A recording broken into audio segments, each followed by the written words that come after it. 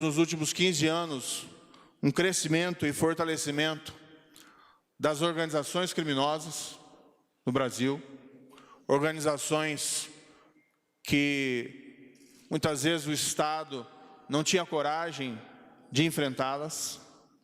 Nós vimos o crescimento, mesmo em períodos de prosperidade econômica, da criminalidade violenta, podendo ser citado um recorde de mais de 60 mil assassinatos no ano de 2016.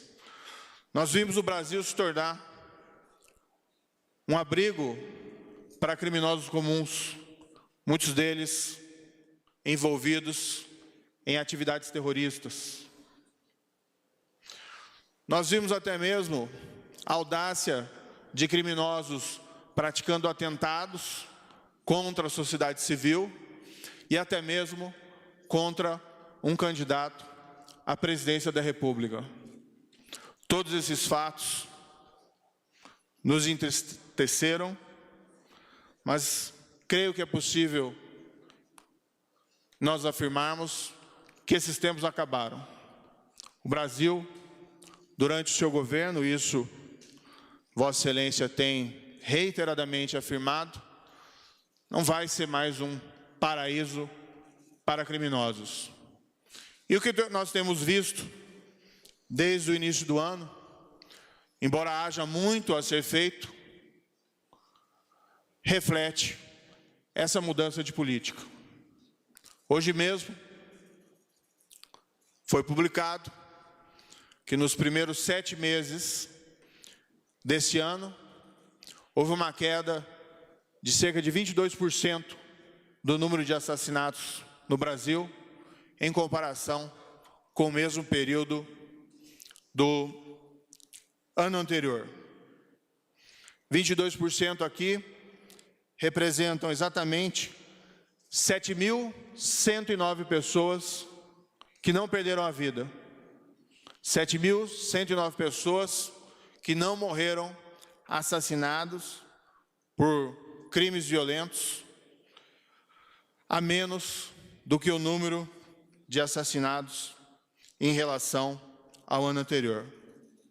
Nós temos visto uma série de ações executivas importantes, diga-se assim, também dos estados, dos governadores, mas nós temos visto ações incisivas da parte do governo federal, comandado por Vossa Excelência, contra a criminalidade.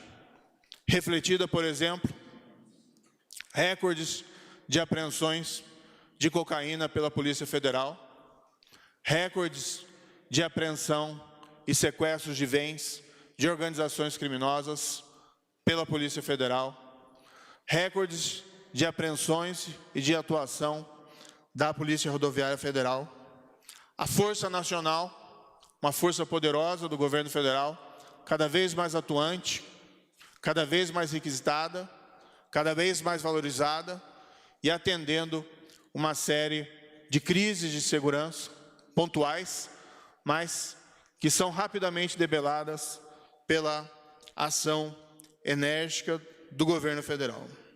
Tudo isso tem refletido em melhores indicadores de criminalidade, cumprindo assim os compromissos assumidos com a população brasileira por esse novo governo federal. Mas, paralelamente, embora se possa fazer muito através de ações executivas, nós precisamos dar aos nossos agentes encarregados da aplicação da lei melhores instrumentos. Nós precisamos de mudanças legislativas para consolidar os avanços contra a corrupção que tivemos nos últimos 5 anos, para que nós possamos aprofundar essa atuação contra o crime organizado e a criminalidade e violência.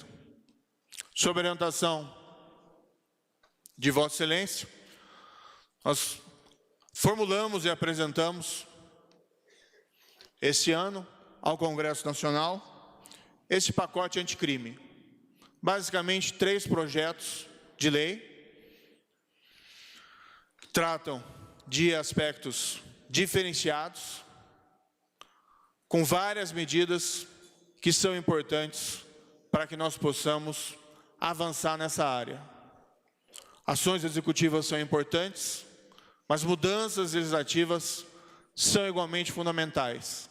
Não só pelo valor intrínseco dessas medidas, mas igualmente para que não só o governo, mas também o Congresso possam mandar uma mensagem clara para a sociedade que os tempos do Brasil sem lei e sem justiça chegaram ao final.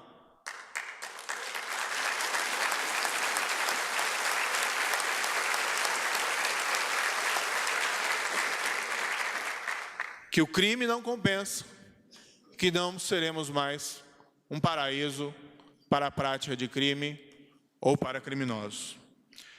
Nesse projeto, não é o caso aqui de elencar todas as medidas propostas, apenas faço referência a questões pontuais. Nós estamos propondo consagrar na legislação a execução da condenação criminal a partir do julgamento de segunda instância. Esse é um legado do ministro Teori Zavascki, saudoso ministro Teori Zavascki, que capitaneou a Operação Lava Jato no âmbito do Supremo Tribunal Federal. Nós estamos propondo que, após uma condenação por assassinato no tribunal do júri, que desde logo a pena seja executada. Isso tem um potencial enorme para redução da impunidade desse tipo de crime no Brasil. Não estamos descurando de medidas importantes de investigação para a resolução de crimes. Nós estamos propondo, dentro do projeto, a ampliação do banco de perfil genético de criminosos, uma moderna impressão digital, que tem um potencial reconhecido internacionalmente para que crimes, especialmente crimes graves, sejam solucionados. Tivemos recentemente um exemplo do potencial desse banco de dados na resolução de um assassinato cruel ocorrido há 11 anos na cidade de Curitiba, de uma criança de 9 anos, e que o criminoso permanecia desconhecido até que teve o seu perfil genético recolhido na prisão por conta da legislação já existente e cruzada essa informação com o perfil genético já colhido quando da descoberta do crime 11 anos atrás. O governo federal, além de, talvez pela primeira vez, estar de fato cumprindo a lei, que foi essa lei do Banco de Perfil Genético de 2012, colhendo e executando a lei, também propõe a sua ampliação para que nós alcancemos um número maior de casos graves, criminais, solucionados. E nós prevemos também, no pacote anticrime, medidas simples, mas que reputamos eficazes contra organizações criminosas de todos os tipos, de toda a natureza. Inclusive, propomos que algumas delas, que já são notórias e conhecidas entre nós, sejam nominadas na legislação. Impomos às lideranças dessas organizações cumprimento da pena em presídios federais que não têm histórico de rebelião, fugas ou utilização de aparelhos celulares. Também estabelecemos como proposta no projeto de lei que, se alguém for condenado por crime relacionado à organização criminosa, não se obtém nenhum benefício prisional enquanto se mantiver faccionado. A ideia aqui é uma medida que desestimule a permanência do vínculo entre o condenado e a organização criminosa. Tudo isso com o objetivo, não tanto de manter mais pessoas presas, mas sim que aqueles que foram condenados possam se dissociar dessas organizações criminosas e, a partir daí, caminhar para a ressocialização. Essa campanha publicitária vem, de certa forma, revelar o que se encontra por trás do pacote anticrime. É muito fácil citar números, seja os números trágicos que tínhamos anteriormente, 60 mil homicídios, seja dos números mais alvissareiros, dos 7.109 assassinatos a menos, mas por trás de cada um desses crimes existe uma história de uma pessoa. E esse é o propósito da campanha publicitária: trazer esses dramas pessoais vividos por vítimas de crimes, para que nós despertemos para o lado humano da necessidade de se combater com maior rigor, sim, com o devido processo, mas com o maior rigor, essa elevada criminalidade. Porque, afinal de contas, o que nós queremos, acima de tudo, e esse é o propósito do governo do presidente Jair Bolsonaro, é proteger as pessoas. E precisamos, sim, agir firmemente contra a corrupção, contra o crime organizado e contra a criminalidade violenta. Muito obrigado.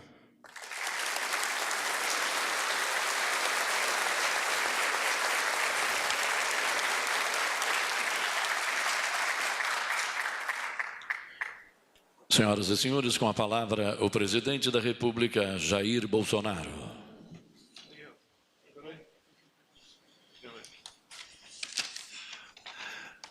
Meus senhores, minhas senhoras, bom dia.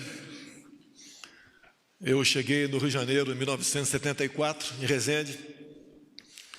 Depois fiquei 3 anos fora e retornei para nunca mais sair do Rio de Janeiro.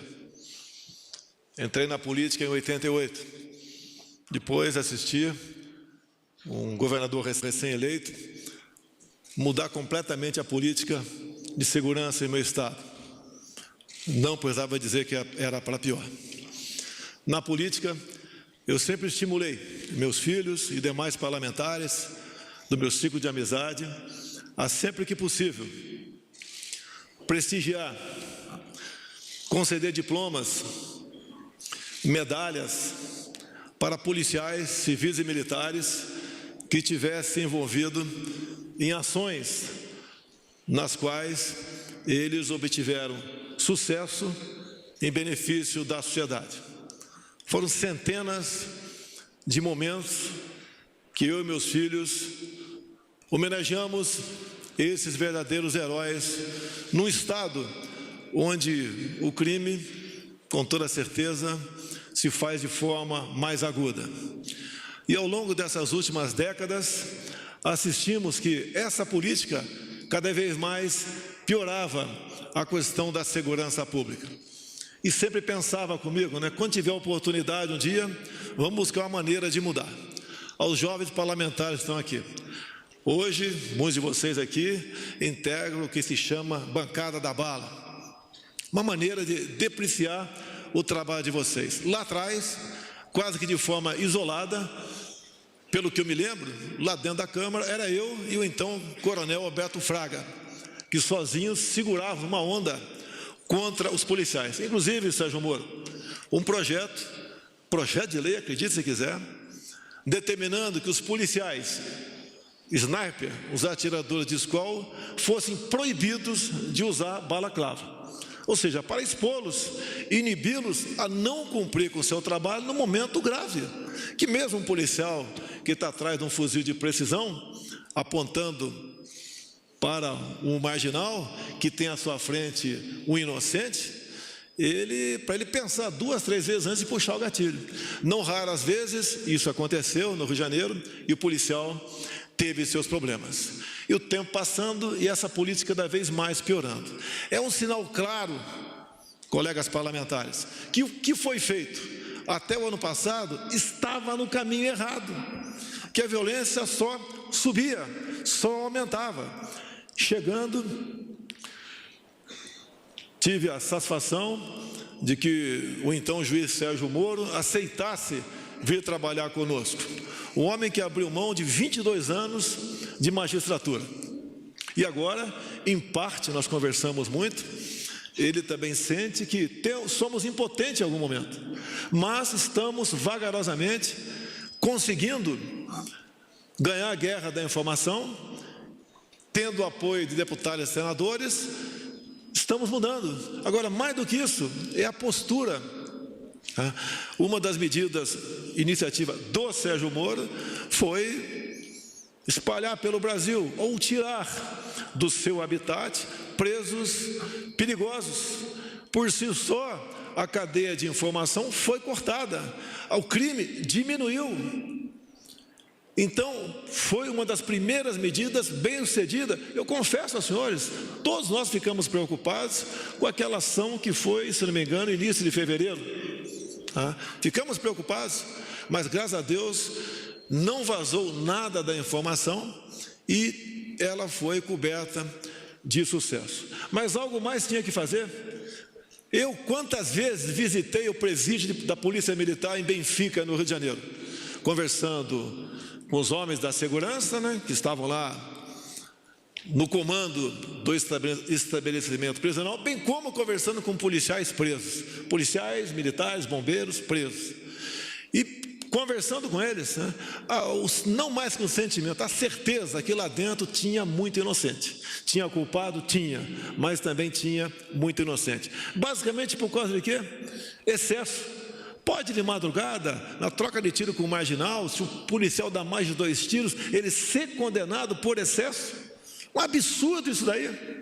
Mais ainda, o ativismo em alguns órgãos da justiça, do MP, na política, buscar cada vez mais transformar auto de resistência em execução.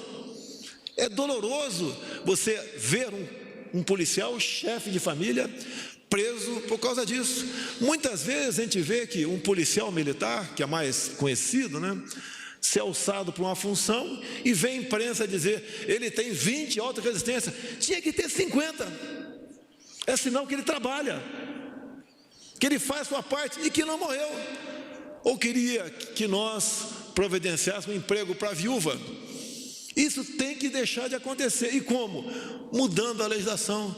Ninguém quer impor nada. Nós queremos mudar a legislação para que a lei, conforme disse o Sérgio Moro aqui, seja temida pelos marginais e não pelo cidadão de bem.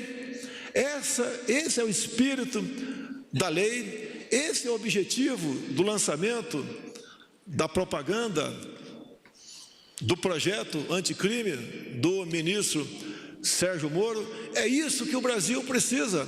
Sofremos alguns reveses, sim, mas nós devemos entender que não podemos mudar de uma hora para outra o rumo de um transatlântico que há no mínimo 30 anos está no rumo errado.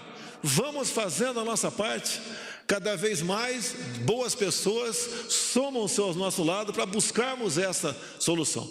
Quem já morou no Rio de Janeiro, tem parente no Rio, qual a grande preocupação? É a vida dos nossos filhos, nossos pais, parentes e amigos. Não raras vezes fui no cemitério Jardim da Saudade acompanhar enterro de policiais militares, de militares das Forças Armadas, de civis do nosso ciclo de amizade, vitimados por esses criminosos. Tenho a certeza, em havendo e haverá o consentimento do Parlamento brasileiro, essa proposta será aprovada e aquele que, porventura, no futuro, após a lei sancionada, quiser praticar um crime, porque são crimes premeditados, vai pensar muito, muito antes de cometê-lo, porque sabe que uma vez cometendo, certas regalias, como saidões, deixarão de existir. Saidão, para mim, pode existir, Sérgio Moro, da cela para o pátio da prisão. Eu acho que está bom, tá? Não dá mais além disso. Então, prezado Sérgio Moro, equipe, demais ministros, e me dirigir agora a um ministro que devia estar aqui na frente, mas não está. O que um homem feliz, recém-casado, faz no dia do seu aniversário? fica um pouco mais tarde na cama. Então o Onix está perdoado por ter chegado 10 minutos atrasado aqui. Parabéns, Onix. Parabéns a todo mundo. Obrigado, Sérgio Moro. Obrigado, meu Brasil. Está encerrada esta cerimônia. Nós acompanhamos ao vivo de Brasília a participação do presidente Jair Bolsonaro na solenidade de lançamento da campanha do pacote anticrime. Você vai ficar agora com o jornal Brasil em Dia. Foco no combate à criminalidade. O presidente Bolsonaro